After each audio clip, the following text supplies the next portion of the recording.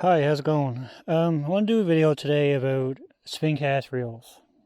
Spincast reels are really often overlooked, but I want to show you what I think is the best one ever made. So this is a Daiwa goldcast 508 RL. This reel is probably 30 years old, probably maybe 35. And they still make these, but nowadays they're instead of a metal body, they're all graphite. But other than that, all the internals are pretty much the same. So not a lot of people use spincast reels, and probably like the most popular ones are the Zebcos, like the Zebco 33, 202, 404. But what makes this one I think really good is, just let me pop off the front cover here.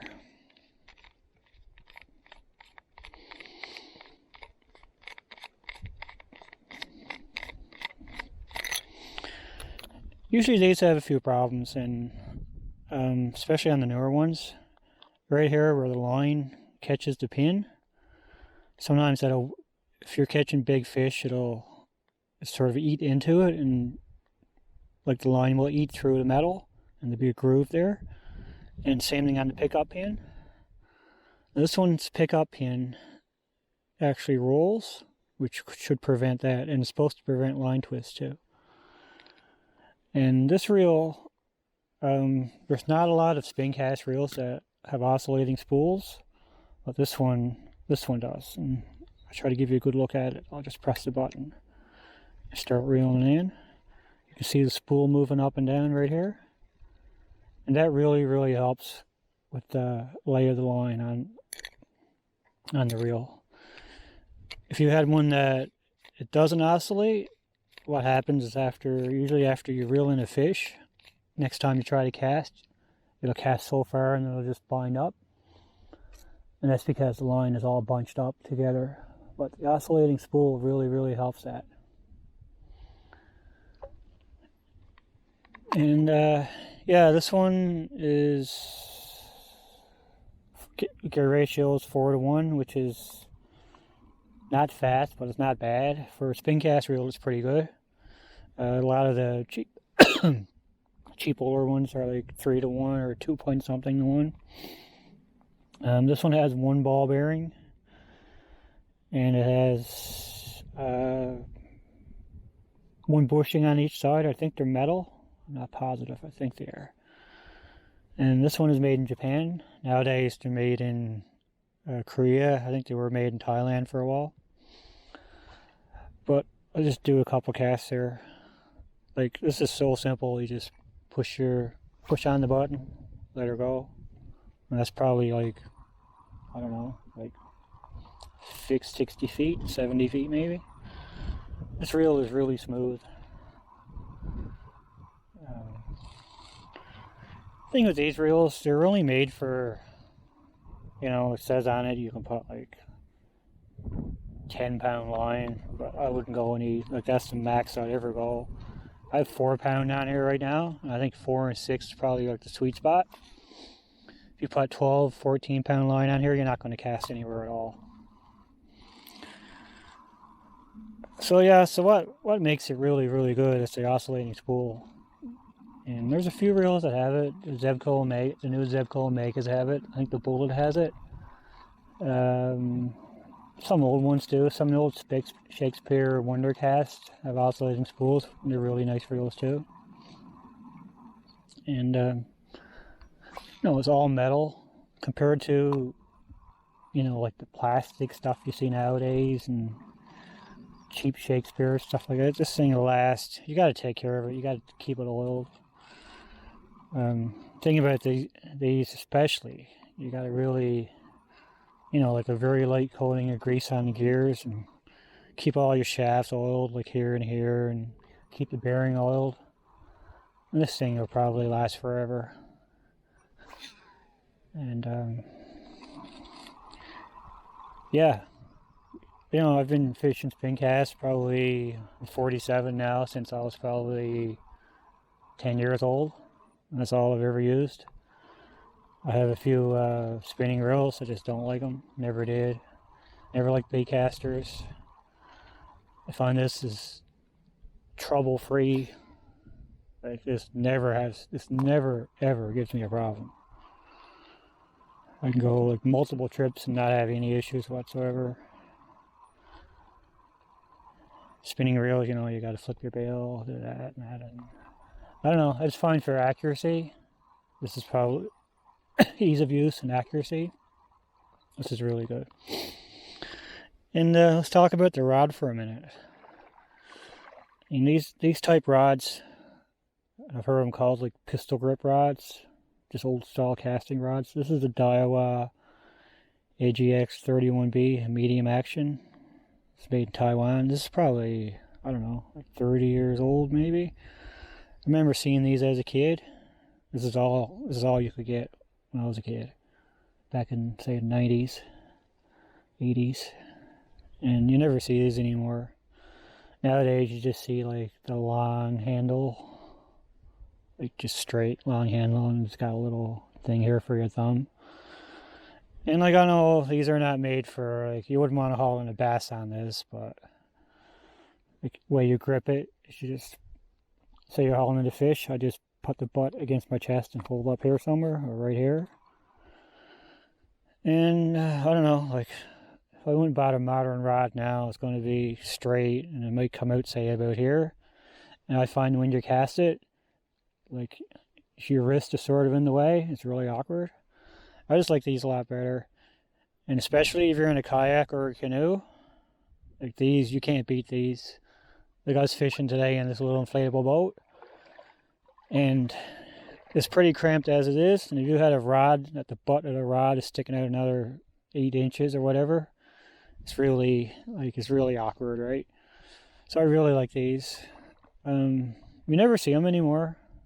You see them used, flea markets, that kind of thing, garage sales, but like you'd never find one in a store now to buy. And I think it's really a shame. If I find one, I just buy it. And sometimes I'll just keep these, have a few of these, just a handle part. And if I have one that's broken, I'll just like buy a new casting rod and cut it off and just stick it in there and epoxy it in.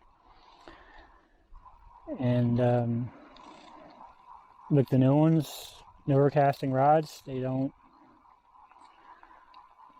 even have, you see how his eye is connected in 2 places. Usually the first one is, the rest are just connected by 1/2, like a spinning rod. Just a way to cheap out. But yeah, what was I gonna say? Yeah, I know, like a lot of young people have probably never used one of these, and I don't know, man. These rods, like, I don't, especially for what I fish. Like, you're not gonna fish, if you're bass fishing or pike fishing or salmon, you know, like big fish. But if you're just fishing for panfish, you know, like 4-6 pound line or whatever, small fish, this is absolutely perfect, and you can't beat it. And yeah, this reel is excellent. And they still, I had one of the newer ones a couple years ago, and it's like it's graphite instead of metal, which is fine. And you know, it hasn't really changed at all. It's pretty much the same reel as last 20-30 years. But yeah, back to the rods, like, you know, I just can't imagine using this on a modern casting rod. It's just not, it wouldn't feel the same to me. You know, I've seen people use these on spinning rods, like on top. It's just silly, right? And I've seen people, you know, like I've seen people do this. I've seen that people have spinning reels on this type of rod, and I don't understand how anyone can think that's good. But anyway, we're here trying to catch a few fish. It's really cold today. I've already caught 4 or 5. I let them all go. Sometimes I do that. It's starting to rain now, so we're just gonna have a couple more casts and call it a day, I think.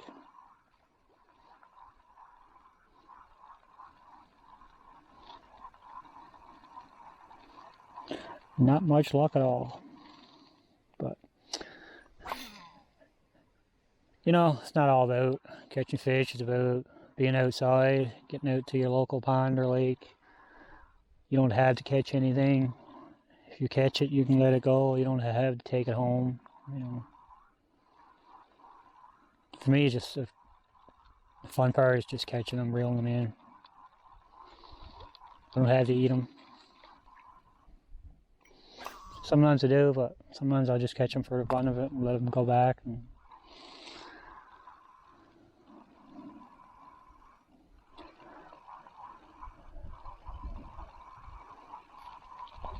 But yeah, I really recommend the Daiwa goldcast. I think they're really great. Zeb Gold 33 is a good reel too. What else does Zeb Gold got? Oh, they got an Omega. That's a really good reel. That has an oscillating spool. And that one has a worm gear, I believe. And I got one from Amazon last year, but all I have is these type of rods. And a lot of the newer reels, the space between the reel seat and like this cover here is really small, and they will not fit in one of these type rods. They're made for the newer casting rod, which is for the reel seat. It's usually like parallel to the thing, and it just has a comes in from the top, and you twist it to tighten it. And I think that's why they started making reels really with not a lot of space right here. And like I said, you go and buy like a new spincast reel, you got like no way it's going to go on these type rods. But you know, this is just what I grew up with.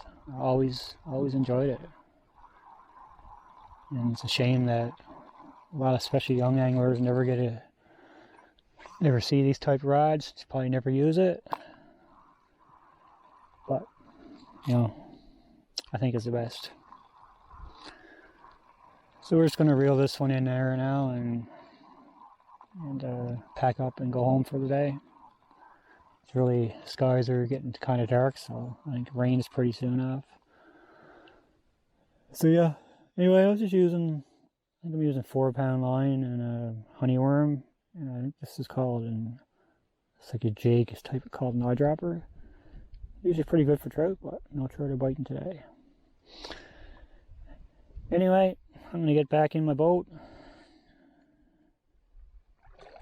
go back to the trail, and we'll see you in the next video. Thanks for watching. Bye.